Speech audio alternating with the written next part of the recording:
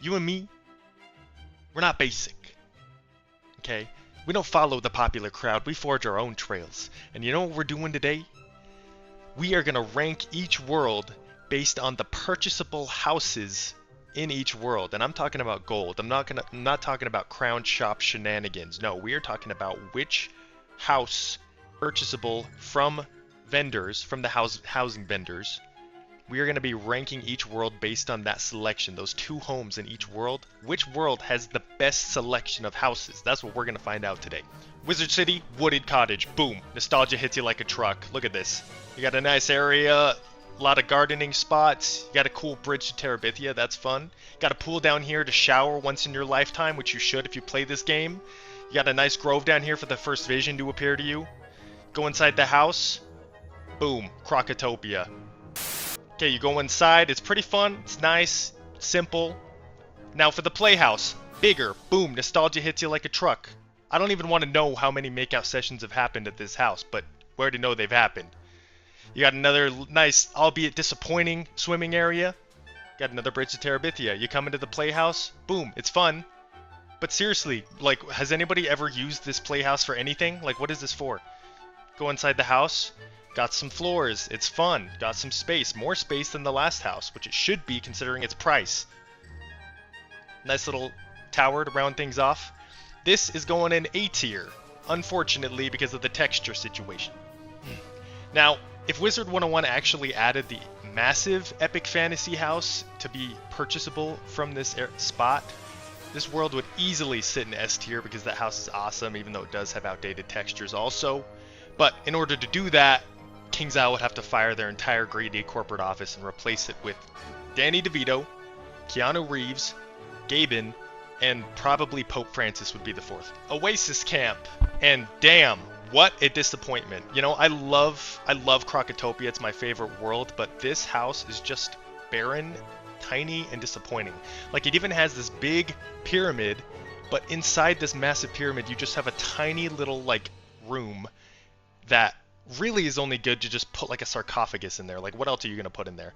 You got a pool, you got a tiny mini house. It's just disappointing. It's sad. I'm sorry. The Desert Villa, much better house.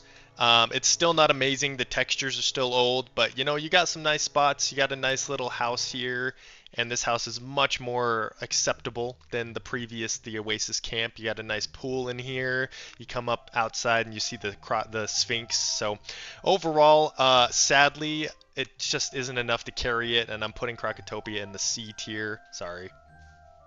Now next we got Marleybone. I love the atmosphere of Marleybone, and the homes really exemplify that. But you know, I just can't. I just have PTSD from this world, from how repetitive it is. And I know that's funny coming from a casual enjoyer of Croctopia, but hear me out, okay? At least each area, like the Pyramid, the Temple of Storms, and the Sphinx, can somewhat be differentiated from each other by like color schemes of the halls, and each area is like a unique island. You know, it feels different. Let me ask you a question, okay? Am I in Knight's Court, or am I in Hyde Park right now? And before that one nerd who knows says, "Oh, you're in Hyde Park right now," I'd like to kindly say this shot isn't even from Marleybone. I'm in Grizzleheim. So touch grass, nerd. My point is proven. Let's get back to the main topic. The Metropolitan Manor. Super solid house. Great start. Already better than Croctopia. So much better than Croctopia. It's got a nice atmosphere. Like I said before, I'd really do appreciate the Marleybone atmosphere. You got a lot of housing room, and you even got a basement. So 10 out of 10 for that. Royal Estate now, again, another great installment in the housing franchise for Marleybone, coming off super strong. You got a front yard and a backyard and a side yard and a black door that doesn't go anywhere and a blue door that doesn't and a red one that doesn't and another blue one and then a black one.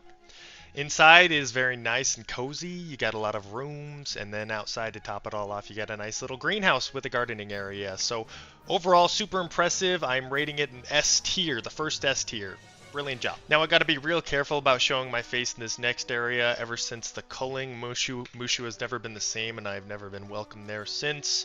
It wasn't my fault the younglings were there that day, and I claim innocence, and I have the right to an attorney, and will invoke that right at any given moment. So bear with me while we get into these next homes.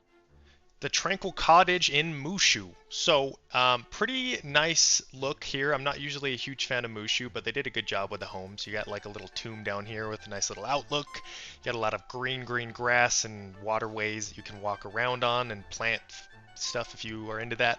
The home itself is kind of small, but I kind of like it as like a Ronin hideaway kind of feel. So if you're into Mushu, this house is honestly a good pickup for you. The Imperial Palace at Mushu, another good one. It is big. It's got a lot of kind of tiered waterfall areas. Unfortunately, there's not a hidden room behind the waterfall, which I tried and failed to find, sadly. Inside is good if this is kind of your vibe. Mushu is not bad at all. So we're going to rank this in the B tier category. Next up is Dragonspyre. I'm gonna be real, I had no idea Dragonspyre even had homes, so we're gonna be kind of exploring these together, and let's go. First one up is the Great Citadel at, I think that was 20k what I just saw. Looks pretty nice. Are these updated textures? This has got to be more recent than when Dragonspyre was released, because I remember there being no worlds for Mushu and for Dragonspyre, and now they're here, so they probably have been recently added. It definitely hits the Dragonspyre aesthetic, which is not a good thing, but you know, oh, they got dragons flying, that's kind of cool. And they got molten rocks flying, so I guess if it's your thing, I wouldn't stop you. It'd be good for like a fire wizard maybe. Let's come up here. Okay. Like a little landing area for your dragon. I can get into that. And then the downward spiral into kind of a, oh, I like this room. You could put like an armor stand there or something. Let's keep going down. And then a nice little pit, and then your chest. So interesting. Okay, not terrible, not bad. Let's look at the second one. And then we got the Grand Fortress for 50k. I don't really have high hopes for this because, again, it looks the exact same. If anything, the other one, at least the initial feel of it is a lot less impressive than the last one, but this does seem bigger. Looks like you've got kind of a central heating area. The dungeon, that's kind of fun. I do think, yeah, the initial first impression was better with the other house, but this one is chalking up to be better than what it looks like. That underground area is pretty cool. Ooh, that is unique. Oh, and this is like the entrance. Okay, I guess I should have gone through the initial way I was supposed to go through, but yeah, podiums here, overlooks. That is all very nice and fancy. You got some stained glass. Okay. Is there anything else I missed? Let's take a look.